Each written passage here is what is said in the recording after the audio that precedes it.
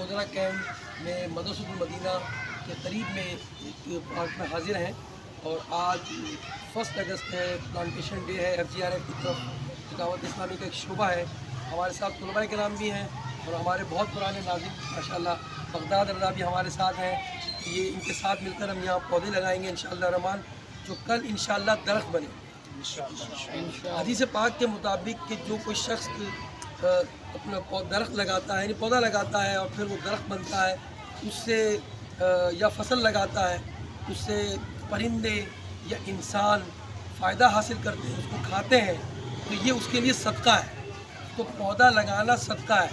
और ये जो दरख्त बन जाते हैं, ये ऑक्सीजन फराहम करते हैं, साया फराहम करते हैं, फल देते हैं, फूल देते हैं, हर सूरत में फ़ायदा है।